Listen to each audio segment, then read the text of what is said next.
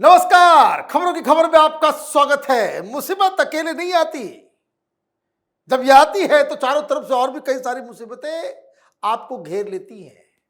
और ऐसे ही चक्रव्यूह, मुसीबतों के चक्रव्यूह में फंस गई है ममता बनर्जी।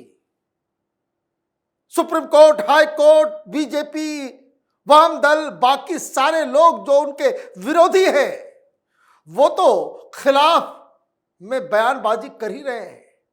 ममता बनर्जी की राजनीति को उखाड़ फेंकने के लिए जद्दोजहद तो कर ही रहे हैं, लेकिन खबर यह आ रही है कि अब अपनों ने भी साथ छोड़ दिया है। पार्टी के नेता और उनके खासम खास उनके भतीजे अभिषेक बनर्जी के विद्रोह की खबरें आ रही है। इंडियन एक्सप्रेस ने डिटेल में छापा कि किस तरीके से ममता बनर्जी ने हाल के कार्यक्रम में उनकी तस्वीर स्टेज से हटा दी और अभिषेक बनर्जी वो उस कार्यक्रम में पहुंचे नहीं। ममता बनर्जी ने अभी हाल में ही सड़क पे एक मार्च निकाला था। सारे लोग तो नजर आ रहे थे, अभिषेक बनर्जी नजर नहीं आ रहे। सिर्फ अभिषेक बनर्जी की बात नहीं है, ममता बनर्जी के कई सारे सिपह सलार, लेफ्टिनेंट्स, जो लोग खासम खास थे, उन्होंने भी विरोध का बिगुल फूंक दिया है। क्या हो रहा है पूरी डिटेल में आपको बताऊंगा, क्योंकि अब तो ये सरेआम खुल के अलग अलग नेता मीडिया वालों को बुला बुला करके कहानी समझा रहे हैं कि ममता बनर्जी की वजह से बहुत ज्यादा बेइज्जती हो रही है। टीएमसी तो वो पार्टी थी जब 1993 में नादिया में जब रेप कांड हुआ था तो ममता बनर्जी राइटर्स बिल्डिंग के अंदर घुस गई थी, घसीट को उसको निकाला गया था और टीएमसी आज वो पार्टी हो गई है जो रेपिस्ट और इस तरह के प्रिंसिपल और इस तरह के लोगों को बचाने में जुटी हुई है। टीएमसी कहां इन मुद्दों को किस तरह से लेकर के जनता में लड़ाई करती थी, आज गुनहगार बन चुकी है जनता की नजरों में। क्या खबरें आ रही है उसको डिटेल में भी जानेंगे और समझने की भी कोशिश करेंगे। इंडियन एक्सप्रेस ने छापा, it's not just on political and administrative front that Mamata Banerjee is facing one of the biggest challenge of her chief ministership. On the home front, the Trinamool Congress founded by her has never been so bitterly divided. The Diamond Harbour MP Abhishek Banerjee, who sought an encounter against the accused in one of his first reaction to the RG Kar hospital case, was a notable absentee at Mamta's protest march. Sources close to Abhishek claim he wanted to clearly convey his unhappiness over how the matter has been handled. वो तो गायब भी थे वहां से। ममता बनर्जी जहां जा रही है वो नजर नहीं आ रहे और उनके करीबी ये मीडिया वालों को बता रहे हैं कि अभिषेक बनर्जी खुश नहीं है कि जिस तरीके से इस पूरे केस को हैंडल किया गया। जो उनका पहला रिएक्शन था कि जो लोग इसमें शामिल हैं, जिन लोगों की भी भूमिका है, उनका एनकाउंटर कर देना चाहिए, मतलब गोली मार देनी चाहिए, फांसी पे लटका देनी चाहिए। ये उनका डिमांड था, इतनी नाराजगी थी। लेकिन जैसे जैसे समय बीतता गया अभिषेक बनर्जी और भी नाराज होते चले गए। उन्होंने कन्वे किया है साफ साफ कि जिस तरीके से प्रिंसिपल को हटा करके फिर उसे अपॉइंट किया गया, ये बहुत गलत काम ममता बनर्जी ने किया है। दूसरी चीज, वो जो भीड़ जिसने हॉस्पिटल के अंदर हमला किया उसको लेकर के भी नाराजगी है और ये नाराजगी सिर्फ उनकी ही नहीं है, पार्टी दो फाड़ में बढ़ चुकी है। लोग कह रहे हैं कि चेहरा दिखाना बड़ा मुश्किल हो गया है। बंगाल में लोग इस तरह की चीजों को बर्दाश्त नहीं करते।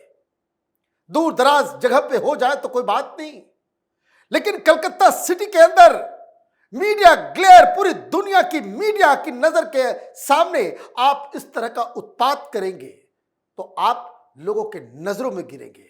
और इसलिए कई सारे बड़े लीडर्स भी जो ममता के करीबी जाने जाते थे वो तो खुल्लम खुल्ला उन्होंने विरोध करना शुरू किया। उसके बारे में कुछ इनसाइड बातें बता रहा हूं मैं आपको। What has sharpened the division is that other TMC leaders who have questioned the handling of the case have faced action instead.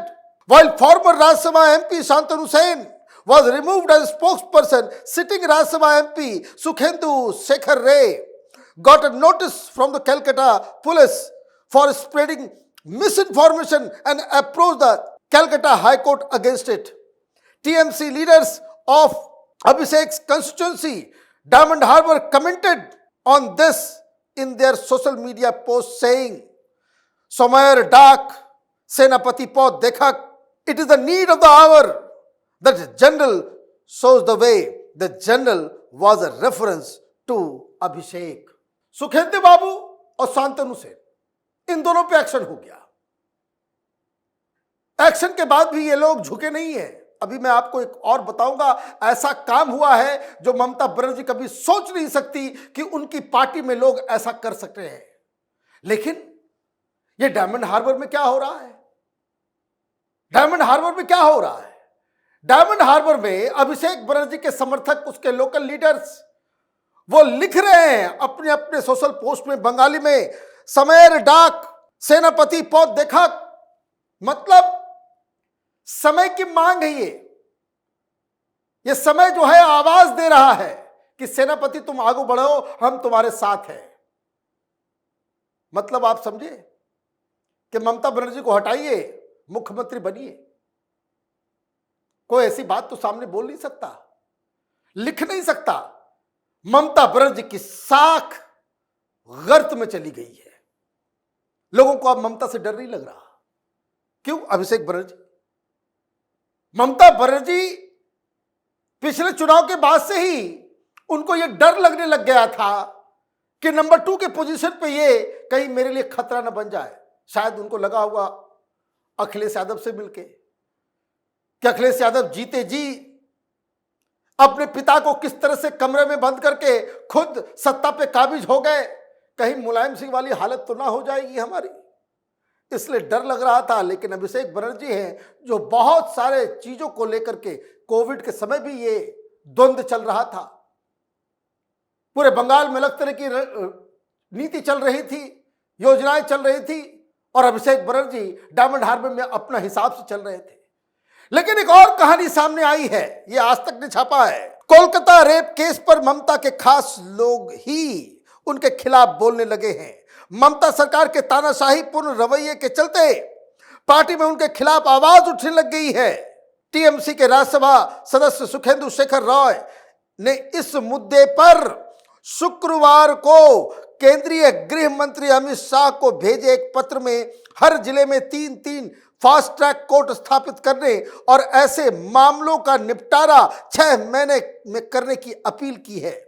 लीजिए, अब यही काम बाकी रह गया था, पार्टी से अभी तक क्यों नहीं निकाला गया है? आए सिटिंग एमपी है, गृह मंत्री को चिट्ठी लिख रहे हैं, जबकि पॉलिटिकली इतना वोलेटाइल सिचुएशन है। भारतीय जनता पार्टी हर दिन प्रदर्शन कर रही है ममता बनर्जी के खिलाफ, और इनका अपना ही एक सांसद अमित शाह से वार्तालाप कर रहा है, चिट्ठी लिख रहा है। यह काम तो आप ममता बनर्जी को भी पूछ सकते थे, लेकिन ममता बनर्जी को क्यों नहीं पूछा आपने? कहानी यही नहीं खत्म हो रही।